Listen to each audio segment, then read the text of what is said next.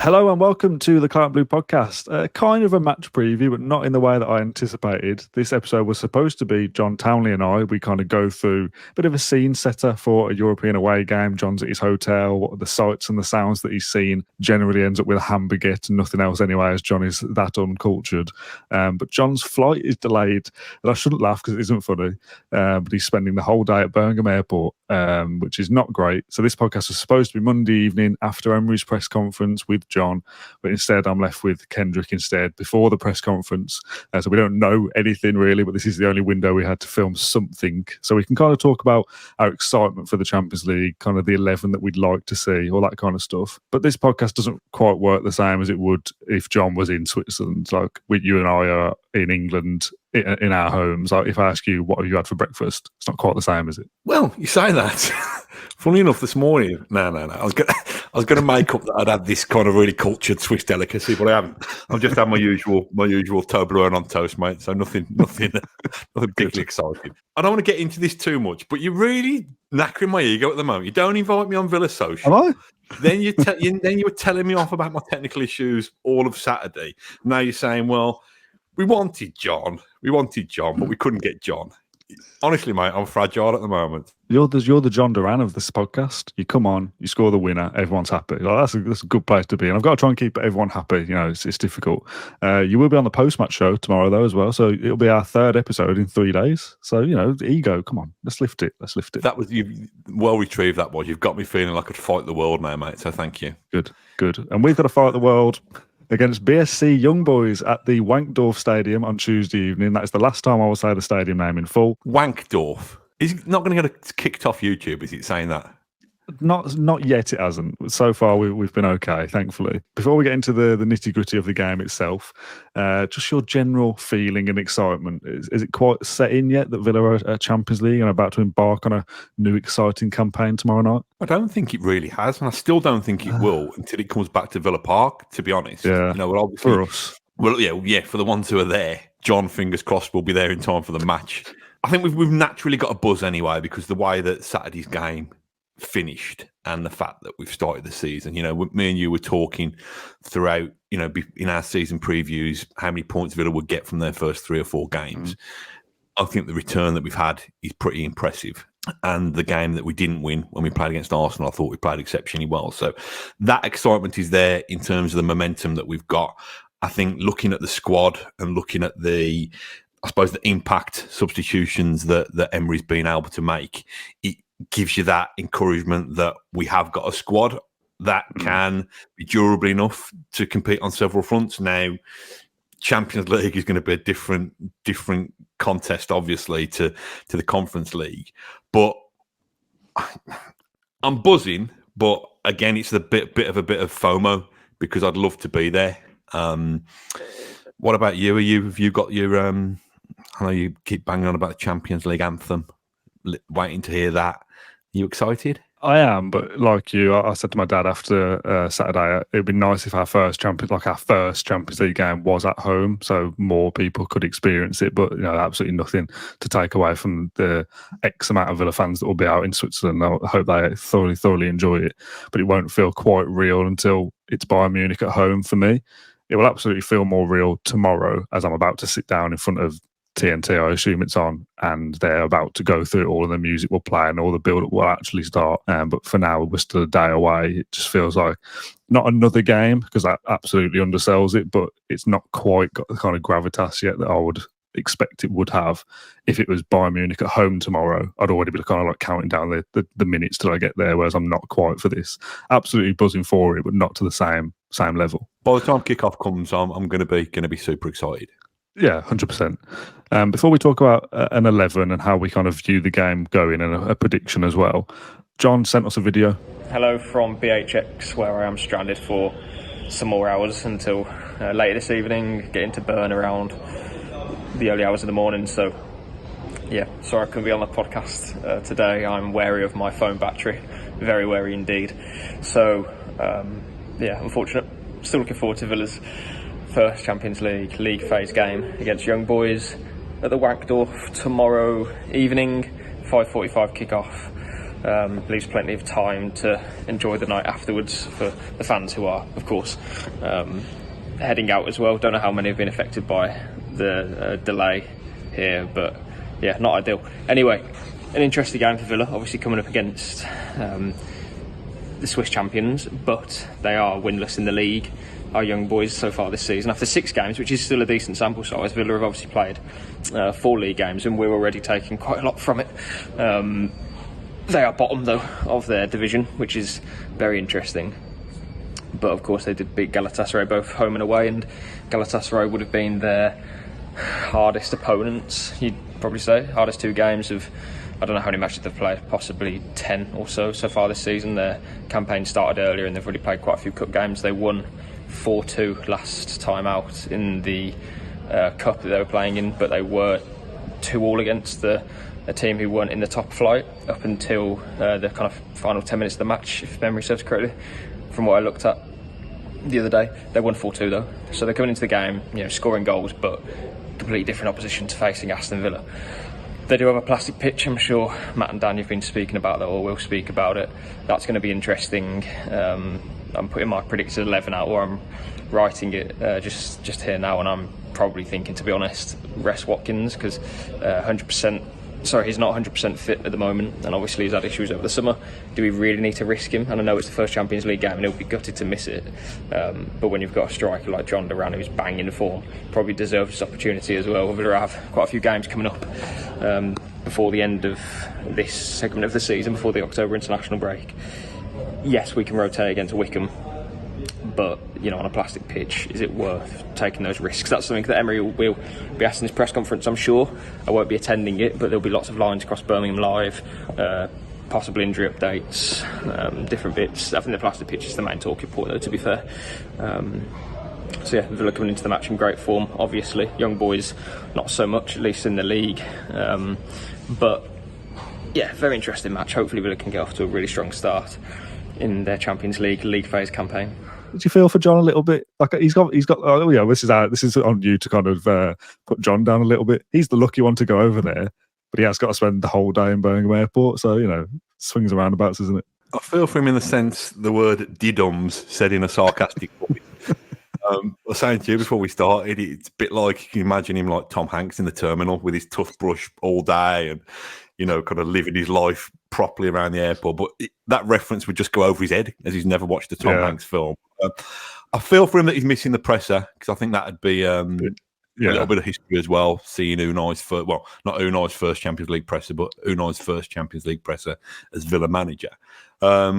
But yeah, I'm not gonna cry too many genuine tears, because he's over there and he's got the dream gig, as when they follow in Villa home and away in the Champions League and the Premier League this season. You've got the UCL print pull-out special. We plugged it on a previous episode with the digital version, but you've got the physical copy in your hands. Is it good? Oh, brilliant, honestly. Of course, yeah. Best thing you've ever read. I couldn't possibly endorse this enough. It is brilliant. No, in fairness, maybe it will get to the stage where when we're in the Champions League for the 5th year on the spin, and we're reigning champions for 4 years, maybe we won't be producing this souvenir preview special. We'll probably be doing a fair few kind of congratulations, celebratory specials. But no, it's brilliant. I'm not going to flick through all of it, but it is still available in local shops, and you can get it from our online store. So even expats who think, well, I don't really fancy going to Tesco Express in Wheelie Castle or whatever, because I live in Australia, you can order it online. And let's see if we do get as far as what did we all predict pre-season? Quarterfinals, semi-finals? Yeah, last 16 with Dan Bardell went semis. Yeah. Well, yeah, so it could become a collector's item. So I just thought I'd give that a little shameless plug anyway. But the best thing I have ever read. Okay, a couple of talking points around this game, then they kind of lead into one. The 11 is something that we'll go through in a second, but the 11 for me is informed by the fact that Villa will be playing on an artificial pitch, playing on a 4G pitch, which is absolutely a talking point. I don't really know how this is a thing at the elite level, that they're allowed to play on an artificial pitch that is known for being more risk to injury. So for me, that changes how I see what 11 plays, to be perfectly honest, and we'll go through an 11 at the end. Just give me your thoughts on the artificial pitch. Does it give you a little bit of, does it give you the willies? I don't know. You'd have got little John Townley on this because he wouldn't, all this smut would go over his head. It doesn't give me the willies. Is that because he's short? He's not even that short, and he'll hate this. This is serious journalism, Dan. Right. An artificial pitch. I doubt it's a kind of artificial pitch from the 1980s where it's like, you know, if you did a knee slide celebration, it'd be like sliding on razor blades. So I should imagine the standard is still a decent quality of pitch. And most grass pitches now obviously have a certain level of artificialness. Is that a word? I don't know. Yeah. So I'm not sure that would affect my thinking in terms of trying to protect people from injury, because you're almost saying to your fringe players, we don't care if you get knackered. We don't care if you turn your ankle on it or whatever. Obviously, I'm concerned, but I don't think that should influence the manager's selection. I think, I don't know when you're going to ask me for my 11, whether that's coming later, but I think that I still think we should go pretty strong. And the reason I say that is I hark back to the Conference League debut last year when I think we came unstuck by Legia Warsaw. Now, I think we did still go pretty strong that day, but I think we got Callum Chambers and Longley starting that game, and probably a little bit harsh on Longley that I'm digging him out because he was actually an effective, reserve or reinforcement through last season. But I just think we need to announce our arrival with a really strong performance, A, in terms of stealing a march in the Champions League group or league table, and B, in terms of just maintaining this momentum that we've started the season with. So I would still go pretty strong. Now, that's not exactly the 11 that we started with on Saturday against Everton, but I would return to that when requested. Okay, all right, we'll go through that in a second. I just Googled football injuries on 4G pitches before we started, and Google now gives you an AI overview of the results. Have you seen this? Yeah, it's a bit of a pain, really, because I don't want to get into too much talking shop. A lot of the content that we try to do is explain a content that answers questions that... right. So this AI thing is kind of budging that down. So it means that you go further down the rankings. So why would people have to visit a site to find this information if Google's already taking it from everywhere else and passing it off as its own? But I don't want to upset Google. I do want to keep them sweet because they help us. Well, I was going to say it's really useful, but it's horrific, this AI thing. It's terrible, terrible stuff. But it's kind of collated for me. So a little bit of information from various sources like the Irish Times and turfmatters.com. Telling me that there is a higher incidence of ankle sprains on artificial turf. Artificial turf may put more load through the knees, and there is the likelihood of non-contact injuries by about 20%, an increase of 20%. So this is a thing that can happen. Knee injuries, ACLs. Like, I am scarred by what happened last year, and thinking all this excitement of the Champions League could be marred by an Ollie Watkins bad injury or something would be obviously terrible stuff. So I am scared about this. And for me, we'll pick our 11s in a sec. I keep saying we're going to come to it, but that is the talking point.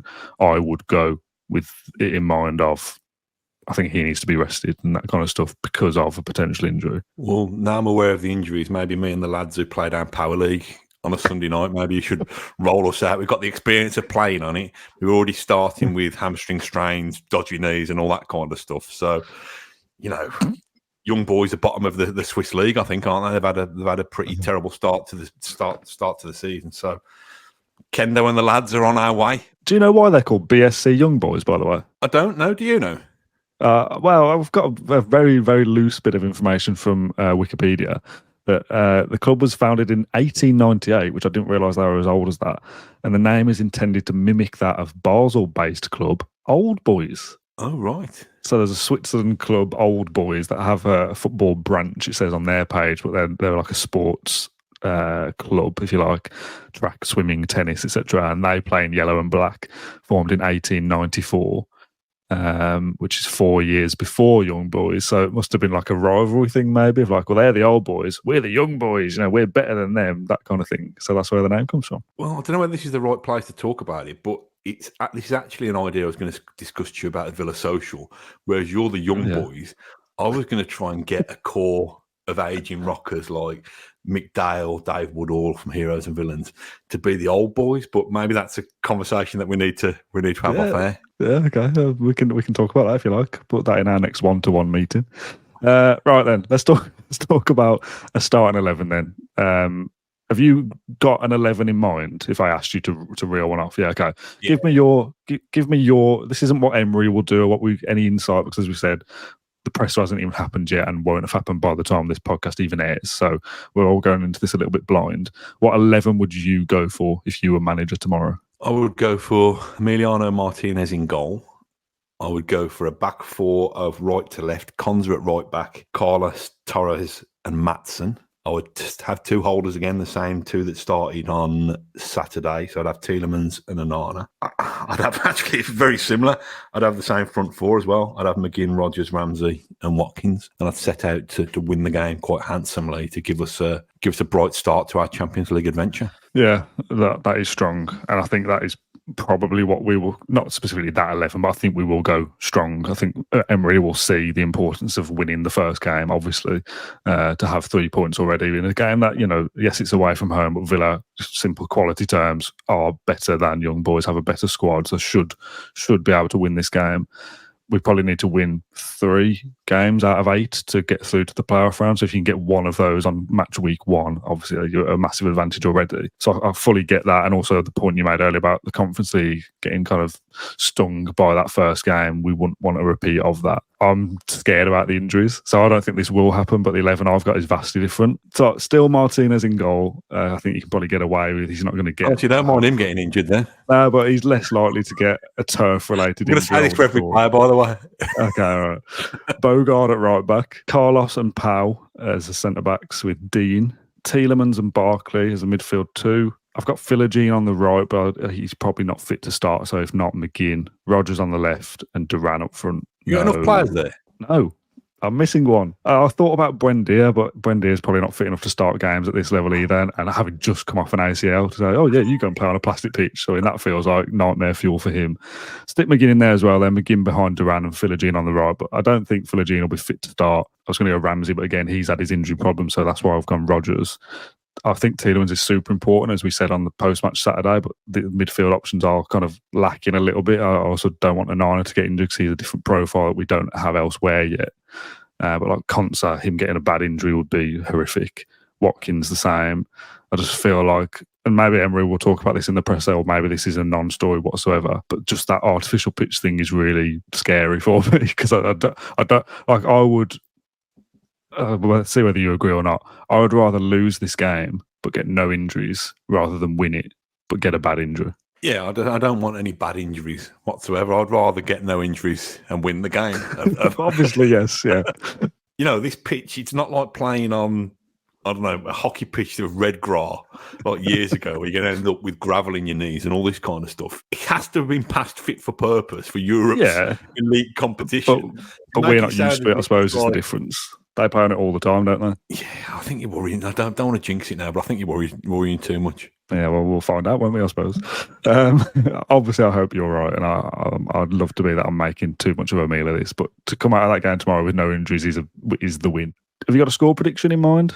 We don't track these. Me and John keep a hold of the Premier League ones and go head-to-head in a little league, but we don't do that for the Champions League, so you can say what you want here. It doesn't really mean anything. Let's go for a 3-1 Aston Villa victory. Well, I'll tell you what, me and John wrote them down, so there's no cheating. Did mine earlier. Here's one I made earlier.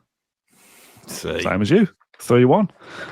Can't keep a clean sheet for Toffee, can we? No pun intended, from the weekend's game. So, can't keep a clean sheet for Toblerone, can we? No, exactly. Yeah. So I think they'll score, but we should have enough to win the game, regardless of whether it's a stronger team or a weaker team. Would you be disappointed if we don't win? Probably. Yeah. If we draw and we play well and they're put in the pluckiest performance of their lives, then that's fine. I can't. John probably have offered a great deal more insight here, but I can't believe how badly they've started the season, having won their league last year. Yeah, I think we should be able to go there and think that we're going to beat them Even if you go with my, and your 11 wasn't exactly weak, was it? Yeah, I think we will go there. I think we will go there and win. Whether it's as comfortably as 3-1, whether it's just a 1-goal win or something, I don't know. You've started sowing seeds of worry in my mind now that I never really had before. But fingers crossed, yeah, positive result and injury free, and we crack on with our march up the Premier League against Wolves on Saturday. Yeah, absolutely. Right, we'll call it a day there then. Just a little kind of bonus throwaway video. As I said, me and John were going to do basically the same thing, but with a bit of, what's your hotel room like? So basically the same video, just without those little bits in there. We will do a post-match reaction tomorrow. It's a 5:45 kickoff, so it'll be kind of early evening. We'll jump on 10 minutes after the final whistle. That'll be me and Kendrick again. Get your Champions League pull-out special as advertised by my gorgeous assistant. It's not gorgeous, is it? What would they say? Glamorous. Glamorous, that's it. My glamorous assistant. That's more like me, isn't it? Glamorous more than gorgeous. There's a link in the description down below. While you're there, leave a comment with your score predictions, and we'll see you again for the post-match show on Tuesday evening. Cheers, everyone. Bye-bye.